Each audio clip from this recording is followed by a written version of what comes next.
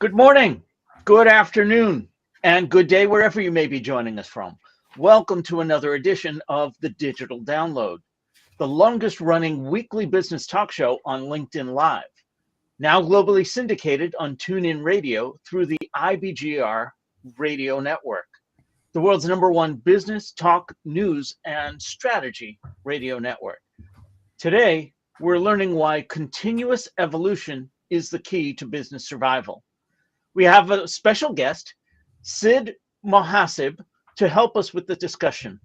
Entrepreneur, philosopher, author, and adjunct professor at USC's Marshall School of Business, Sid's unique ability to combine philosophical depth with practical business advice offers a refreshing approach to leadership.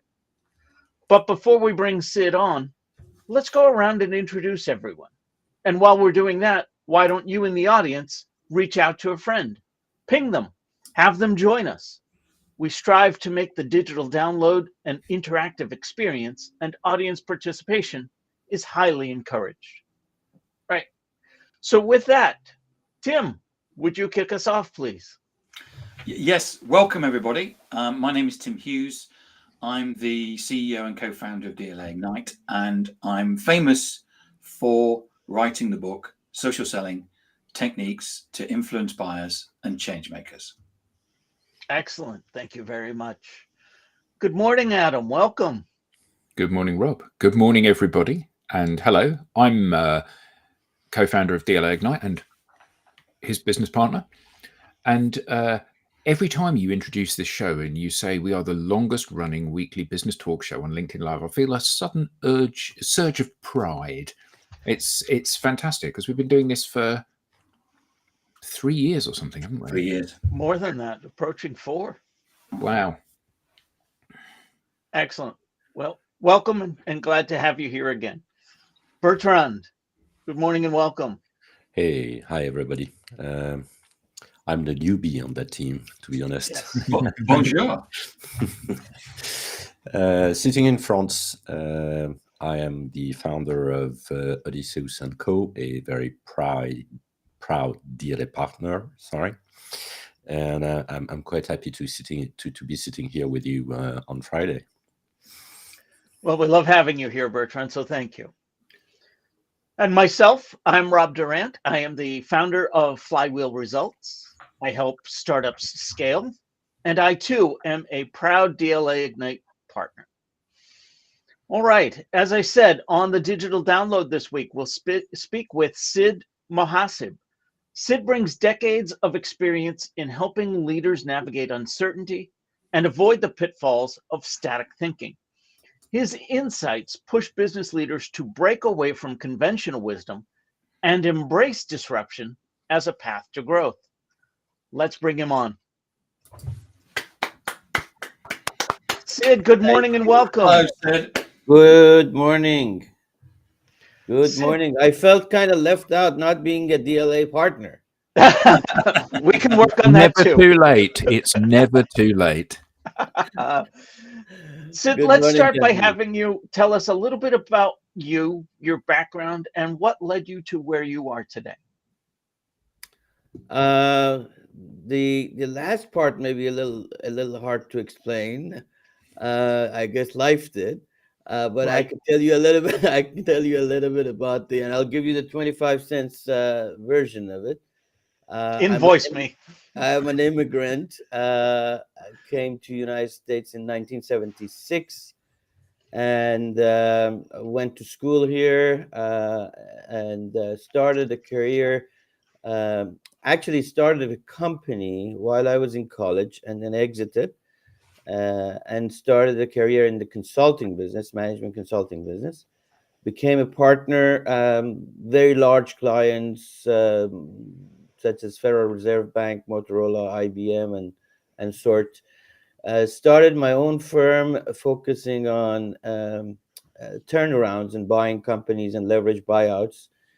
Towards the end of my tenure at the consulting firm, I had a lot of clients in Wall Street, and they were making a lot more money than we were, and I was going in to clean up companies and do the do the turnaround, and I said, wait a minute, why am I on this side? I should be on the other side. So it started that in the 90s, started 4 companies, did 2 turnarounds, purchased companies and turned them around. And then in the 2000s, I started a carve out piece of a business, offices globally in Europe and in Asia.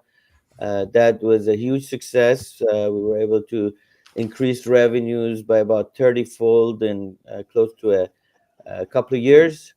Exited that, became an angel investor. I was the president of Tech Coast Angels, which is the largest angel investment entity in the US. Made a lot of early stage investments.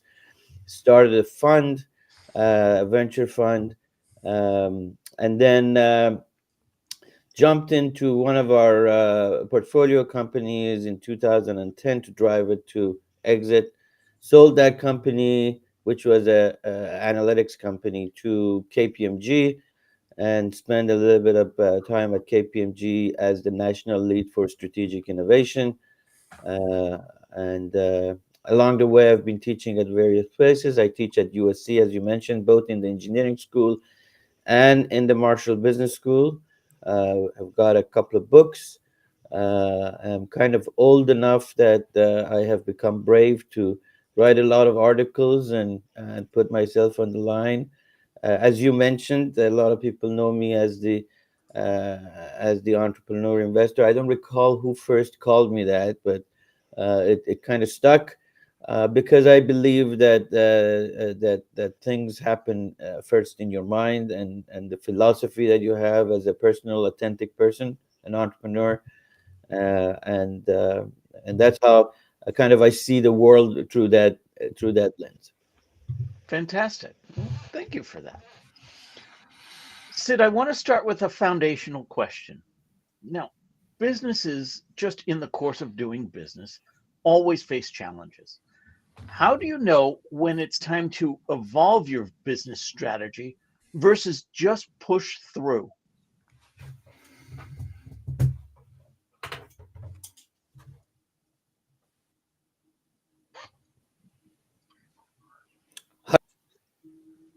You seem to be frozen. Okay, I can hear you now. My question was, how do you know when it's time to evolve your business strategy versus just push through? Keep doing what you're doing. So the question of evolve has to be explored a little further, or the term evolve. So my question would be, when do you know you shouldn't? Not because things around you are always changing. The customers are changing, the organization is changing, your value proposition is changing, the people inside the organization is changing, the technology you could use is changing. So you have to always evolve. Now, the question becomes, well, are we randomly changing strategies every day? No, that's not the case. I use the analogy of a caterpillar turning to a butterfly all the time. A caterpillar goes through multiple stages, 4 or 5 stages in normal. There are some caterpillars in the Amazon area that period takes 14 years. But it is a constant change, adapting to the environment, adapting to the needs, and so forth. So evolve doesn't mean radical change. Yes, eventually you will become a butterfly, but that is not like a switch that you turn around and say, oh, this morning let's get evolved.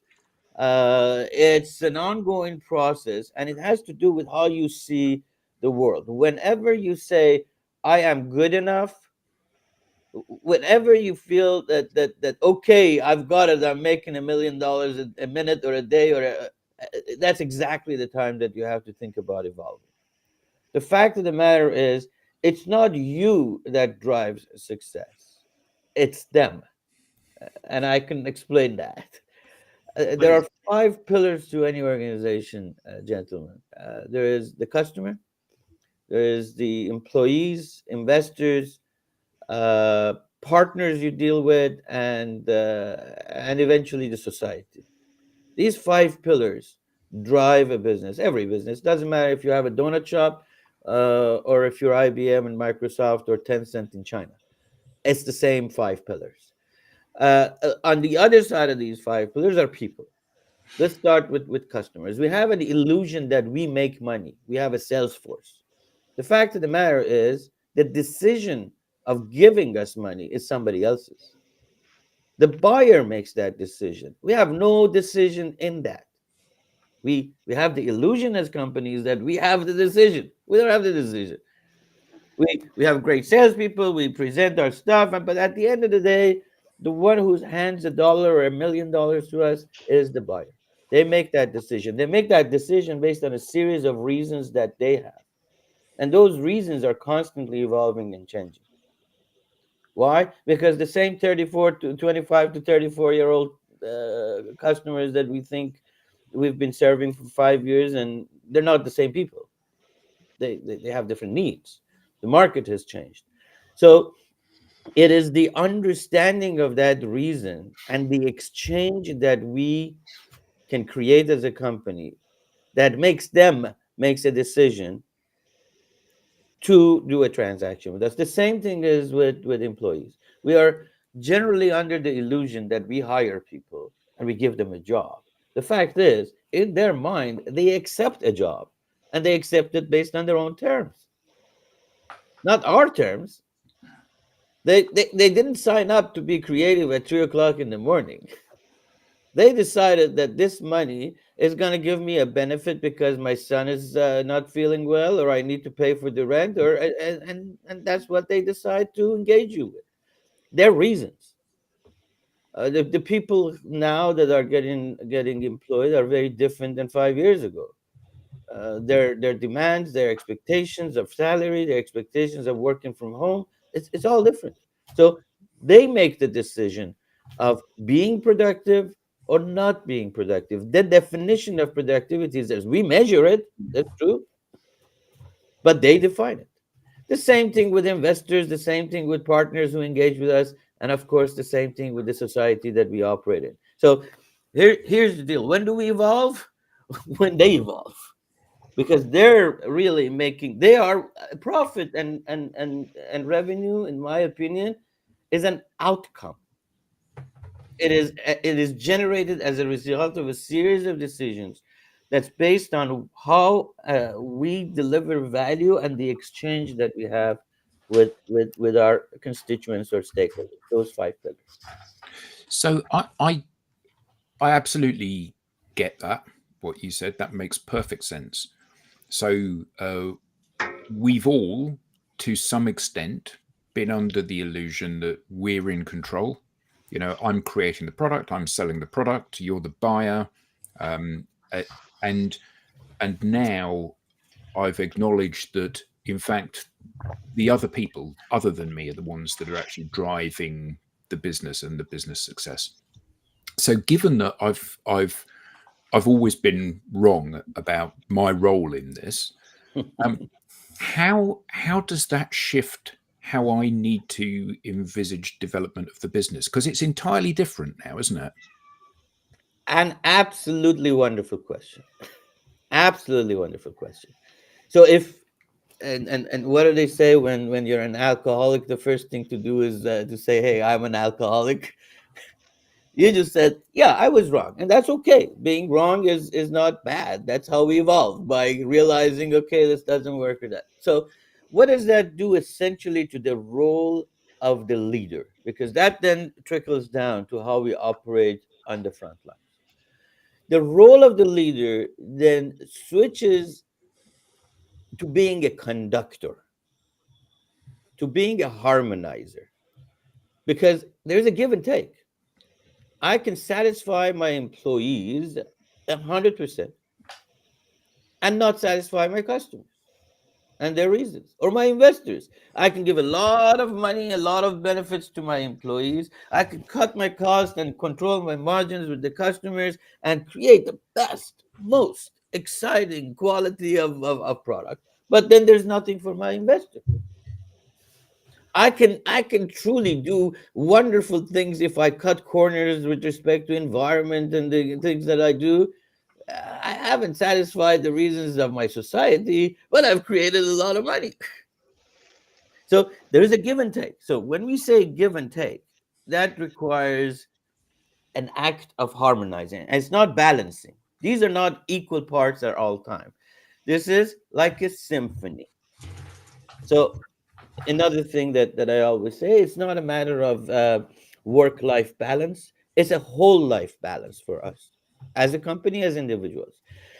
Life is not, and business and entrepreneurship is not that we have these five things like in music. We don't say, okay, the drum plays exactly 7.5 minutes, and then the guitar comes in and plays 7.5 minutes, and no, it's this blend that makes the symphony makes it harmonized.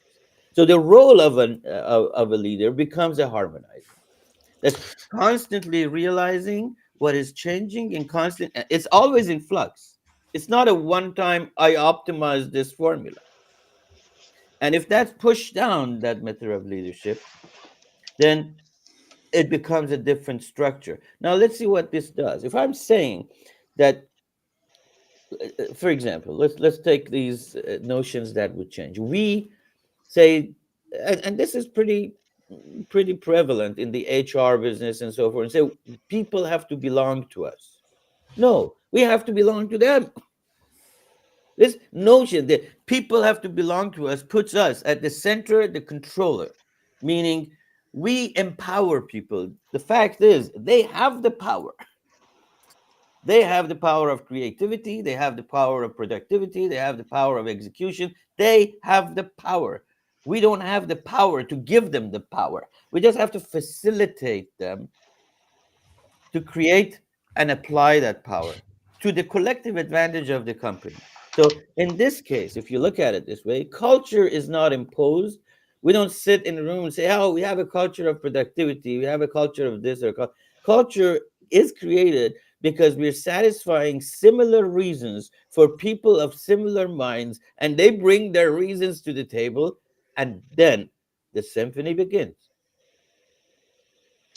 See, do you think that shift explains the rise in introverts being great leaders, emerging leaders? I mean, compared to what we had in the past, really tough guys,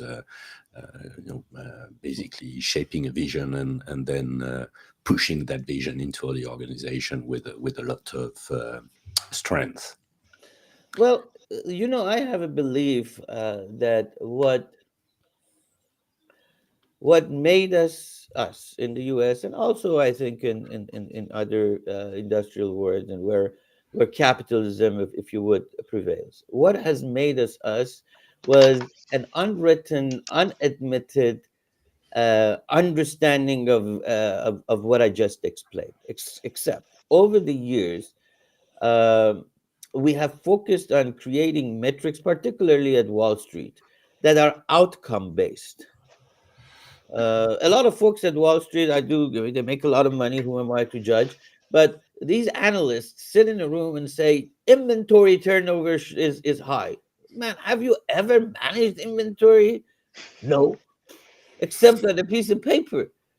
That operational mind, that understanding of how things really click and work, has been turned into a series of very rigid KPIs. Now, I'm for KPI. Now remember, I teach one of the courses I teach is analytics. I am an absolute believer in using data to strategize, to optimize, and to create value. But there is a qualitative and a soft side of things. Now, I don't think it's a matter of being introvert or extrovert. I think introverts have been successful in the past and extroverts have been successful in the past. I think uh, the key is perhaps maybe I haven't done the research to see if there's any correlations, but maybe the introverts are less about themselves and their ego and more about building things, and maybe that's why it works. Okay, thanks for that. Sid, I love your philosophy around the five pillars It speaks to me and what I believe. But it seems to fly in the face of the prevailing concept of capitalism. The prevailing concept of capitalism was brought to us by Milton Friedman, and his goal of the organization is one goal: simply maximize investor value. And that's how we've been operating for a long time now. Are we at the precipice of evolving that, or just you and I on the sidelines sitting there being wrong?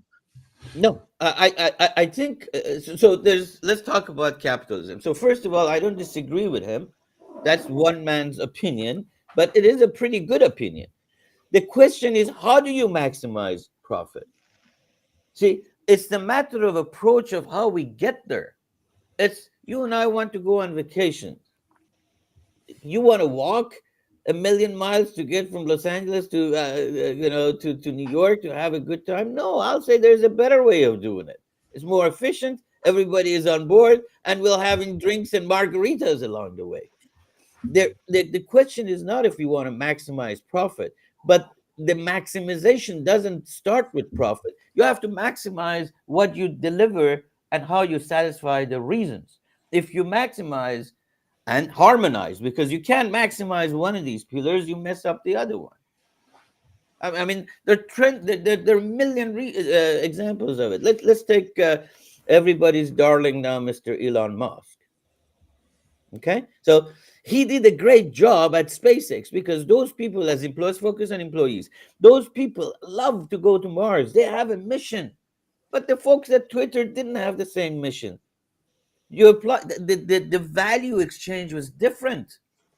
You can't just take those people had a different reason to be there and to do what they did. SpaceX folks didn't. He had lots of people that loved his car. But at in a matter of a couple of weeks, he cut the price by 10-15%. I don't exactly know the number, because the Chinese are doing it and I have too much inventory.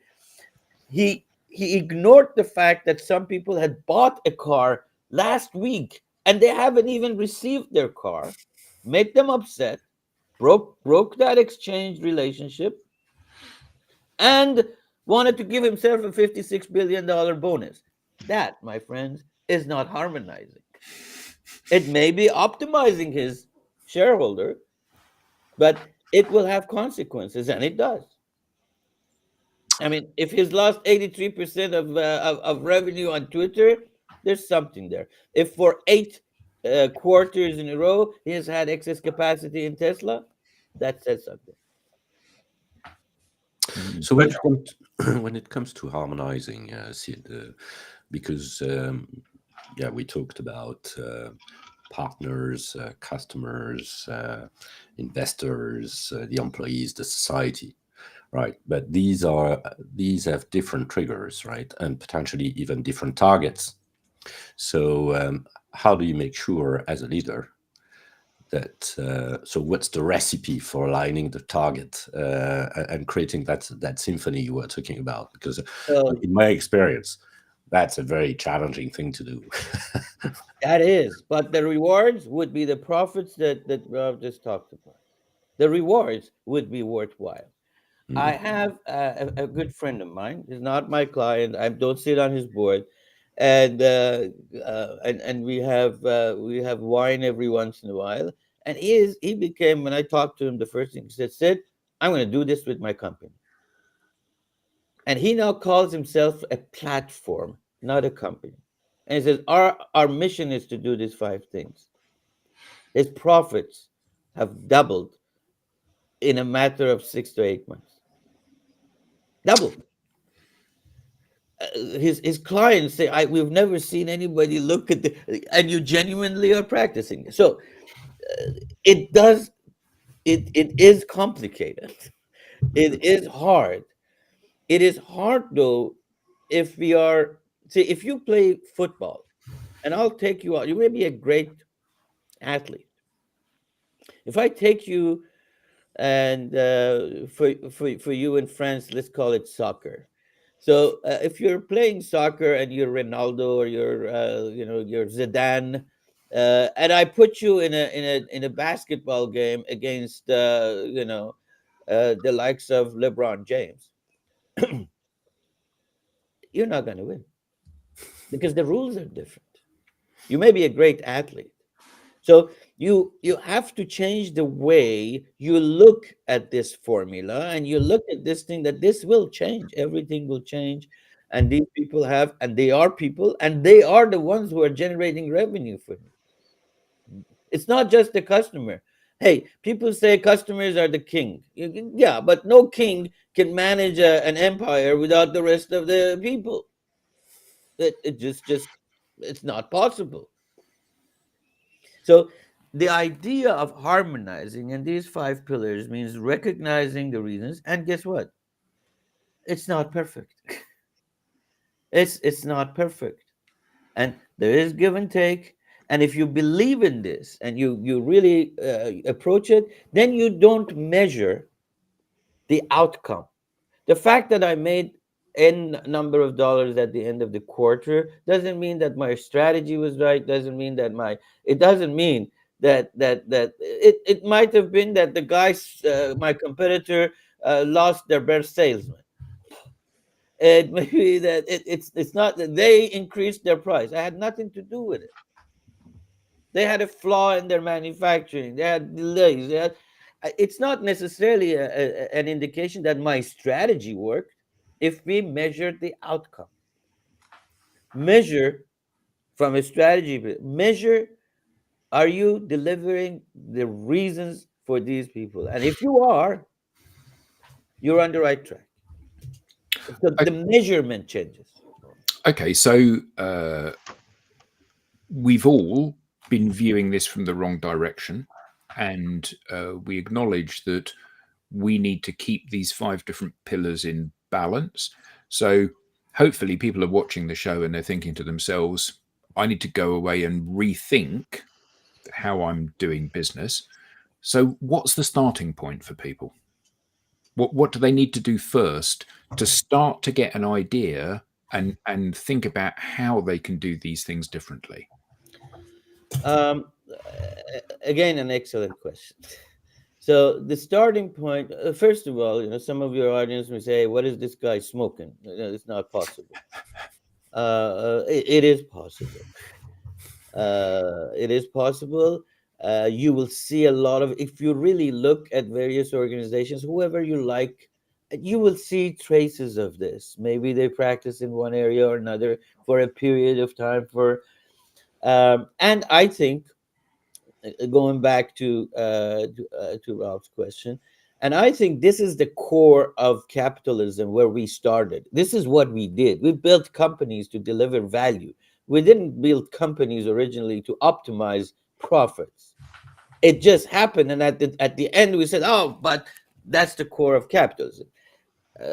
Capitalism is about creating value. It's not about maximizing profit. If you define value as profits, okay. Now there is a definition, and I'll get back to you, Adam, to your questions. I didn't forget, but there is a fundamental difference in how you view who is an entrepreneur. An entrepreneur, and this is the definition that happened in originally in France, who defined somebody named Jean-Paul Say, who defined the word entrepreneur. An entrepreneur is someone who has something, who wants to exchange it with something of higher value. Now, an Irishman added about 50 years later the element of risk, saying someone who has something who wants to exchange it with something of higher value, knowing that there is risk. Someone who has something. There is no indication of what that something is. It may be your time, it may be your product, it may be your idea. To exchange it with something of higher value. And nobody says what that higher value is. You decide as the entrepreneur what the higher value is. The definition you provided is the higher value as defined as profit. That he sees that as higher value. Okay, a one-dimensional measurement. Now, If the higher value is defined as feeding the poor, then you become Mother Teresa, who is an entrepreneur who had something, who wanted to increase something, who wanted to exchange it with something of higher value. So going back to your question. So the thing is, this is not against capitalism. This is actually 100% capitalism. 100% capitalism. We do want outcomes, but we want sustainable outcomes. We want outcomes that are episodic, not episodic. If those, if you go to 1957, when S&P was created, and you look at now, over 85% of the companies that were the best and the brightest in 1957, that's about 60 some years ago, are not there anymore. What happened to these? Yeah, some of them got bought out, but they went away. And of the ones that are there, only 2% beat the S&P average. These were not dumb people. These were not bad companies. They were great companies at the time. We picked them as the S&P 500. So what happened? They eroded. They eroded because they were one-dimensionally, their value and mapping to what the reasons are did not match. Over time, they declined. So if you optimize against one profit dimension, you would begin to erode. Now, how do we do it? First, realize that we're all entrepreneurs, and the definition of what is success and what is satisfaction and what is the outcome is up to us. It's not up to the society, and it is not up to Sid or some other guy who defines what capitalism. You define what you are exchanging for what. So clarity of that is pretty critical in the success. uh, then it's the realization that really they are making me money, and they are giving me the boat that I sail on. They are giving me the house and it is because I have provided some exchange, and I have to figure out what that is. So if that realization is there, we're 90% of the way there. 90%, because then we begin to look at the world in an entirely different way. We don't look at this as, you have like ESG stuff and all that stuff that came in from the World Economic Forum. Oh, we have to give back to the society. We're not giving back. We're just realizing it's not that we owe them something, it's that they're part of the formula. They are a pillar. It's not this, oh, I have to put something to do A and B, and it's not an imposing element to our performance. It's part of our performance. So realizing that all these pieces are key. It's not that I'm giving an employee the power to do something. It's not that I'm giving him money out of my own pocket. No. Without their satisfying the reason, I will not be who I am. I will not have the business that we have. So I'm not doing any favors for anybody. They are doing the favor, and I'm harmonizing this. And as our French friend said, it's pretty tough to do this. How do you change? One step at a time. One step at a time. We are addicted to the sameness of how we've operated. Our MBA courses are defined based on outcomes. We have people like me who love KPIs. I'm on the board of a company, and this is fascinating. And when he talks, when the CEO and the team sit in the room and they talk about KPIs, they're talking about targets. They're not talking about numbers that they are following to improve, enhance. They're saying, my target is to make X, the profit, the margin, whatever those numbers are. So there are things to race against, not the things to improve against. Not so the targets that we have to define has to shift. Meaning, the margins are going to be created if my exchange of value is optimized. So let's go to the reasons first. So if we begin with understanding the customer, not because we send out in a survey and it says, do you like my product? Don't you like it? This is not a customer support 360 nonsensical, hey, here's the value. Let's see what it's really understanding who they are and why are they here and how are they changing. Call it psychology of people, call it whatever you want. There is People do what they do because of their own reasons, not because we want them to do those things. Sid, thanks so much for this. Way back at the beginning, you described the 5 pillars as being the employees, the buyers, partners, society, and investors. Can you explain to me the part that society plays? The which place? Society. Okay, so I think the partners are clear. These are maybe our supply chain guys. Here's the thing: they may do business with us because they like our logo on their site. Okay, if I'm Apple and I'm selling something to it's Apple is my client. Yeah, I like their name on my. That's a good that's a good name to have. So I may give them a better deal. I may compromise on price, or if I care about my cash flow, I care about the guy who pays me on time. I give him better quality. And so there's more than how much there is. Hey, you and I both went to school. We're both Christians. We're both Germans. We're both French. I have an affinity for you. We're both Democrats, Republicans. We hate this guy. We love that guy. So we both connect on a sport. So the partners relationship is based on more than price. It's the people connecting and those reasons that they would do business with us. If you look at the investors, people don't just invest because they want to make a return. If some people invest because they care, early stage companies, most of that VC money is because somebody sees a vision. Because my mother-in-law had cancer, I have an affinity to invest in companies that drive for solutions for cancer. And my expectation is always changing. 5 years ago, I was happy with 3% return. Now I'm not happy with 7. So you see how I'm changing? The same thing with the partners, the same thing with others. Now let's go to society.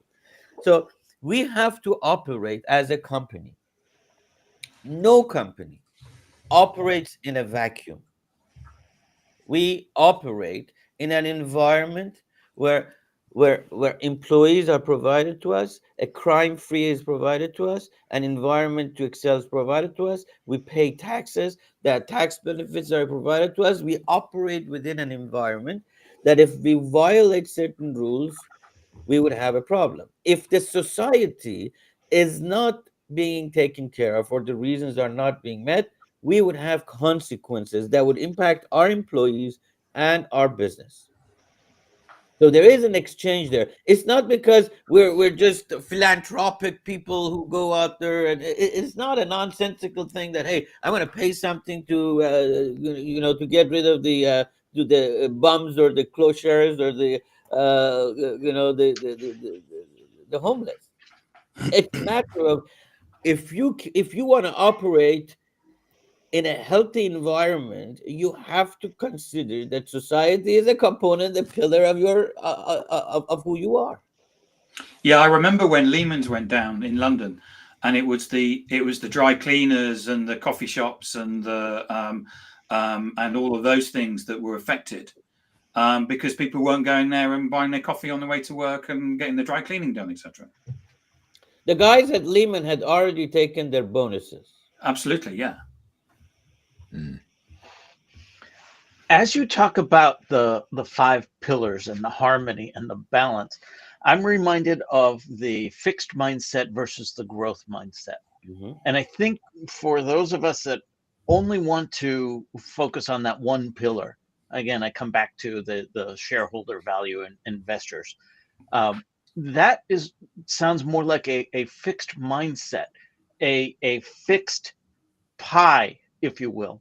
Whereas that harmony seems to speak to growing the pie for all parties. Is that about right? That's about right.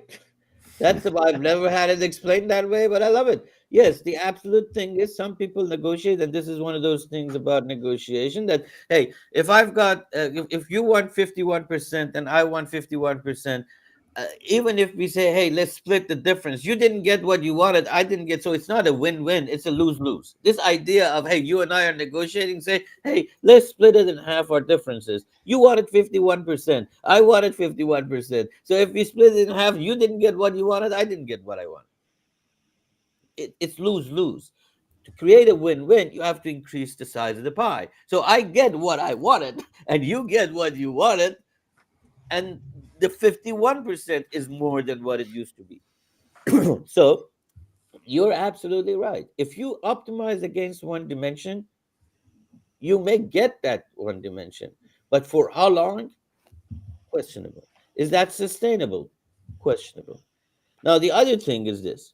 So if you go back to the Michael Porter and his approach of 20 some odd years ago, and then there are other people who have come up with the end of competitive advantage and so forth. The key is this idea that I have a 10-year strategy is no longer valid. It just doesn't work. I mean, the world is changing too fast. There's too much knowledge across the globe flowing through internet, and now with the AI and all that, there's too much speed in productivity gain that that the assumption that I sat in a filled room and maybe looked at some charts and graphs and decided the path for the next 10 years, and I'm not gonna be wishy-washy. We're sticking to it. That doesn't work. So if the longevity of a strategy is no longer 10 years, what is it? It's a shorter time frame. That means that we have to be able to always look at the parameters, look at the changes, and evolve in one direction or another direction. So when do we evolve? Going back to your first question, this minute. When do we stop? Never. How do you foster adaptability within your organization if your team is resistant to change?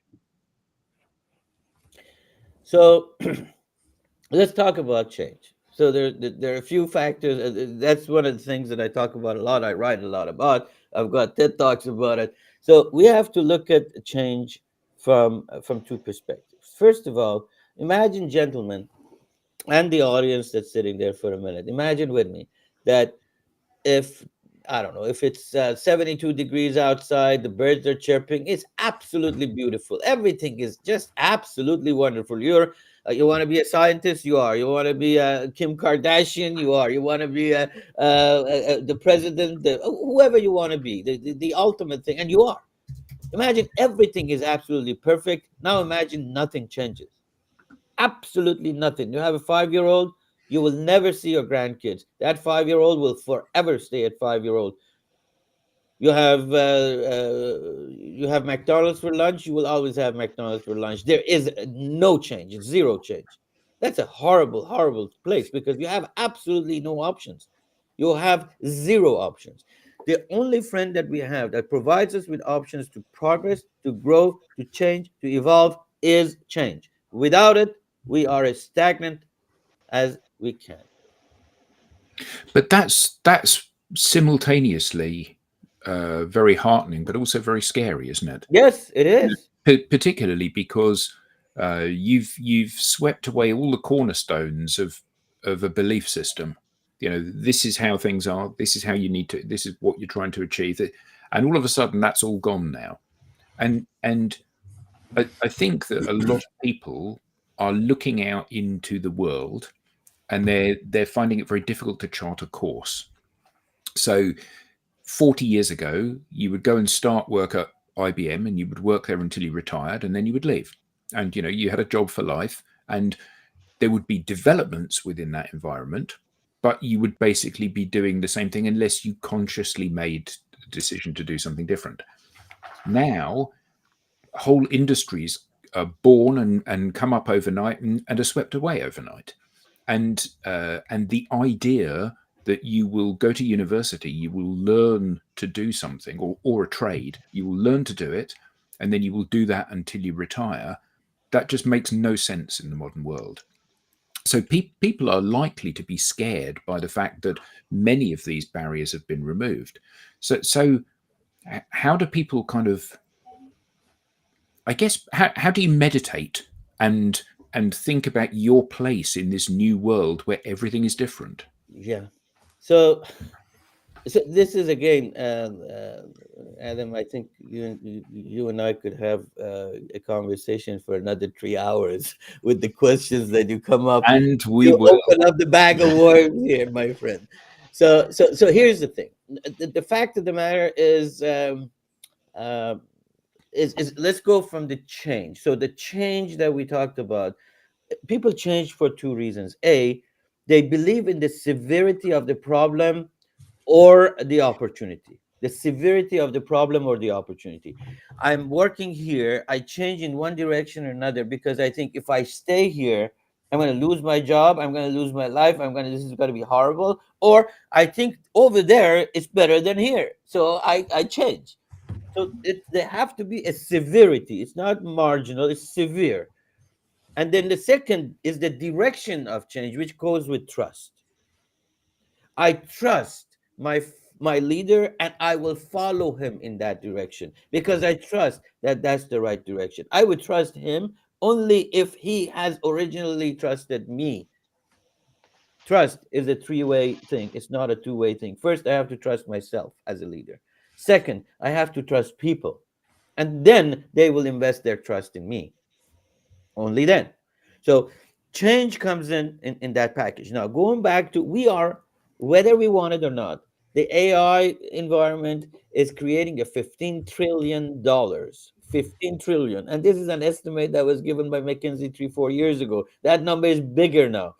$15 trillion of economic impact every year, starting 2 or 3 years. Every year. Now, I want you to put that in context. 1.4 billion people work in China and they do 16 or 17 trillion. This is equivalent of a GDP of China. It's 3 times the GDP of India. It's 10 times the GDP of Canada. It is amazing. This power will not change. This will move where we're going to go. So either we're on board, we get on board, and getting on board means mentally we're on board, or we will suffer the consequences. Part of the reason that the IBMs of the world aren't there anymore and those environments aren't there is exactly because the companies were forced to focus only on profit. Why do we have the jobs go to China? The Chinese didn't come in and put a gun to our head in Detroit. That's ludicrous. We were optimizing profit, so get rid of these things. We were ignoring the environment. So now we have to suffer the consequences. Nobody came in with a gun. Nobody forced our jobs to go to China or any place else. Now, for that reason, we have come along this way. So what I'm suggesting is if we go back to how we built companies, how that IBM became the IBM that you wanted to stay with was because they satisfied the reasons that people had, because they were building something that made some sense, because they were not optimizing like Boeing their profits and make all this mess. So if we go back to the cores and evolve together and believe that there is more than what is on media, that the world is going to go to an end because AI is going to be the master and we the followers, I believe we can get where we want to get. But we have to believe that we have to believe that either the opportunity is severe and we have to trust that this is the right direction.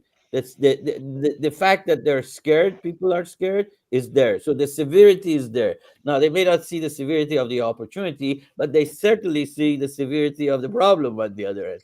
But the trust isn't there. But isn't part of the problem with this scenario that when IBM was founded, it was created with the dream that this would be around for 1,000 years, that people would build their lives, communities, families around my business.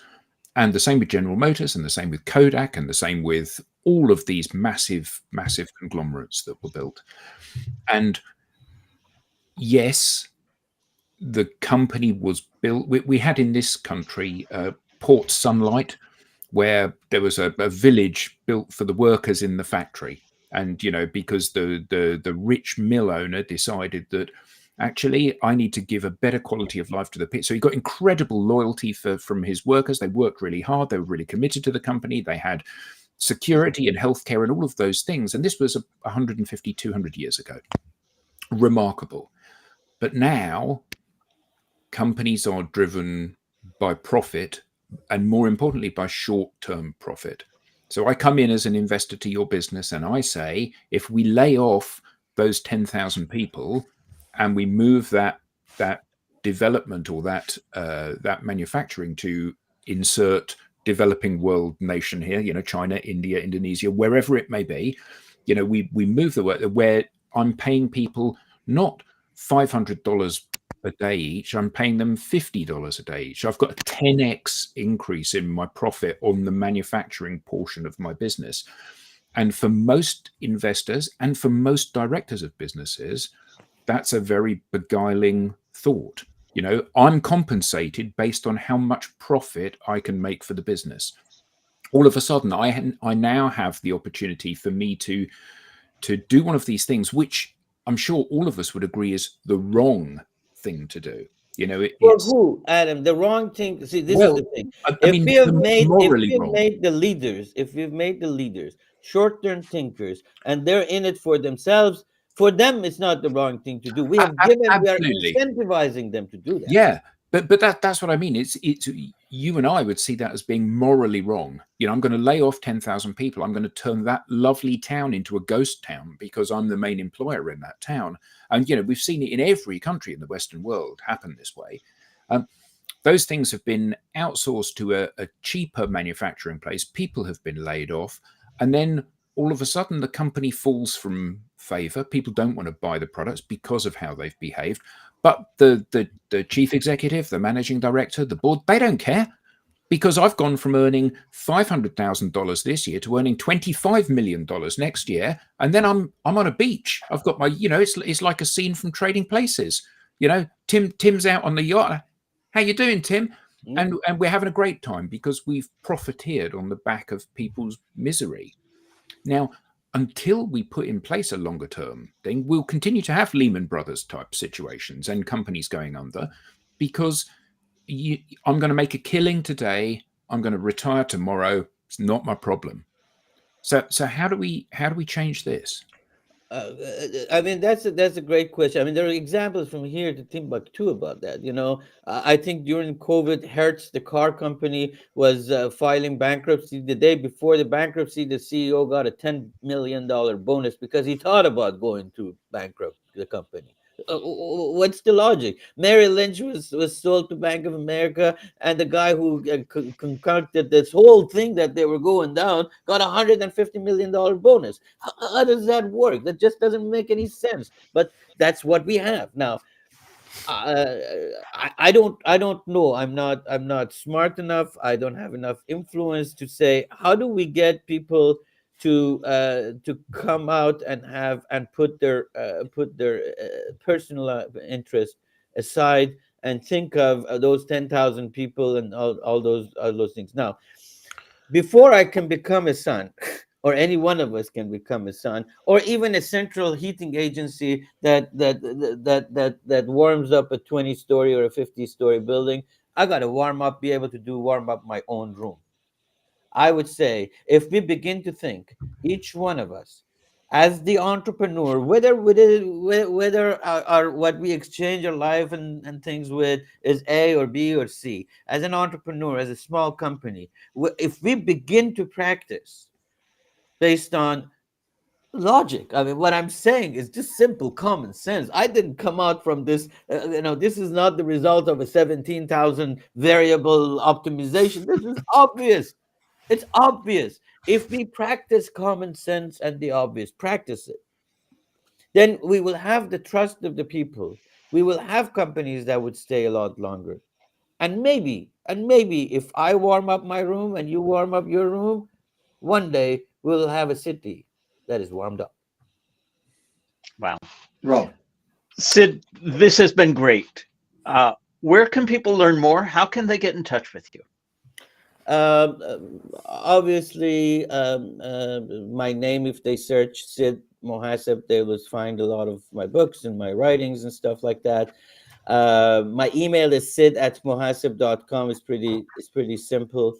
And one thing that I'm contemplating, and if they want to send me an email, I am thinking, just to finish off based on what I just said, I am starting an academy that's called Anabasis. Anabasis means moving the base upward, which is a company I started, I don't know, 40 years ago.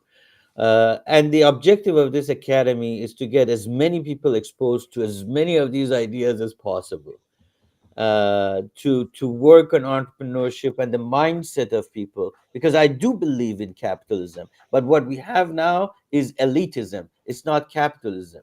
We have confused capitalism, because a group do this, and it's an upside down pyramid. I believe that there is tremendous amount of opportunity, and I believe it begins with people realizing in their mind that they have something and they can exchange it for something better, and they can make that decision of what that better is, not the society. And the drivers are not what success is defined by others, it's what the satisfaction that they define themselves. The trick is being able to define that satisfaction. The trick There you is, go. how do you have your authentic self, an authentic way of being a leader, and building trust in yourself and in others. Excellent. Thank you. Pleasure to We be now with have a newsletter. Don't miss an episode. Get show highlights, beyond the show insights, and reminders of upcoming episodes. You can scan the QR code on screen or visit us at digitaldownload.live/newsletter. On behalf of the panelists, to our guest Sid, to our audience, thank you all for being an active part of today's digital download.